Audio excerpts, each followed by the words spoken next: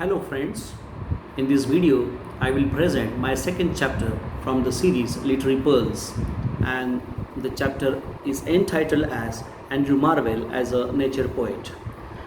Andrew Marvell was having love of natural scenery.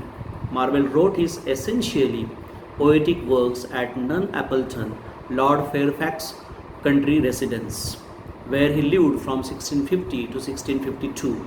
He is inspired by the country, but not like earlier poets by the country scene according to the pastoral convention.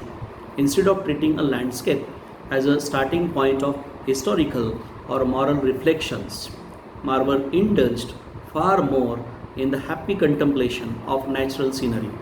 Before him, only Whither had expressed, amid much rubbish, the intimate pleasure he derived from fields and woods. Subsequently, to the lake poets, that is Wordsworth and Coleridge. He is very Wordsworthian in the poem called Upon the Hill and Grew at Bilborough, in which he describes a sort of natural terrace where Lord Fairfax, after his retirement, used to spend some time in quest of peace and a meditative mood. So he was having love for gardens. Marvell was the first to sing the beauty and glory of gardens and orchard. In them he tastes his dearest delights. It seems to him that all creation is, I quote, annihilating all that's made, to a green though in a garden shade, I unquote. Marvels the garden anticipates kids by its sensuousness, and Wordsworth by its optimistic and serene meditative mood. Yet, Marvell preferred wild nature to cultivated nature.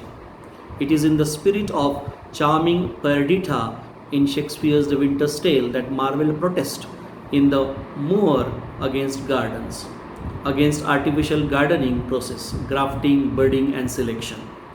He is mixing nature and Christianity in his poems. The feeling of nature, which is expressed in its pure state in the poems mentioned above, is readily introduced by Marvell into poems which are otherwise inspired by Christianity or by love. As for instance, in the famous song of the immigrants in Bermudas. Here Marvell imagines that he hears a Puritan refugee from the Stuart tyranny singing praises to God as he rows along the coast of an inland in the Bermudas. Here Marvell imagines that he hears a Puritan refugee from the Stuart tyranny singing praises to God as he rows along the coast of an island in the Bermudas, I quote, safe from the storms and prelates rage, I unquote.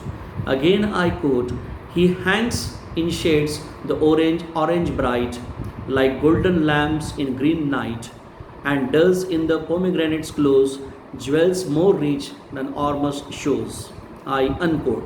Sometimes Marvell returns to the pastoral, but he gives it a new emphasis of truth, even of realism. The short idyll, Amitis and Thestilis making hay ropes is very original and graceful. And there is also the touching complaint of Damon, the mower, who working beneath burning sun laments his Juliana's hardness of heart.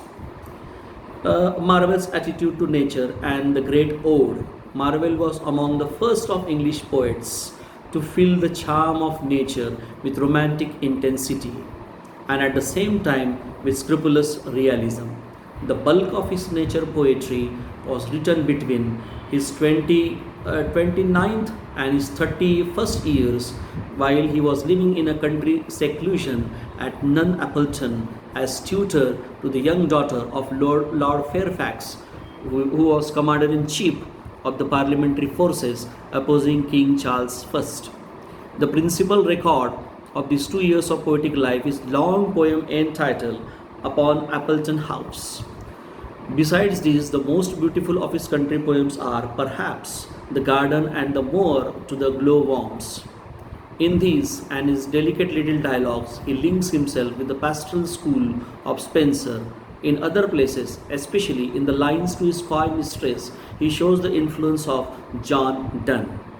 In later life, Marvell served for a time as assistant to Milton, then acting as Latin secretary to Cromwell's government.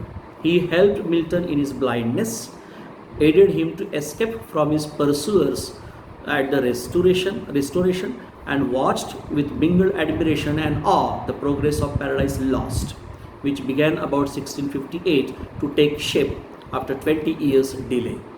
In the noble Ode to Cromwell, Marvell set an example worthy of Milton himself, of simple dignity and classical restraint in the treatment of a political theme. And it is to this poem that we owe the description of Cromwell's opponent, Charles I, on the scaffold, in lines which, more than anything ever written, make him unforgettably the royal martyr. I quote, "He nothing common did or mean upon that memorable scene," I unquote. So that's what all about chapter 2 from the series Literary Pearls, which dealt with Andrew Marvell as a nature poet. Thanks, friends.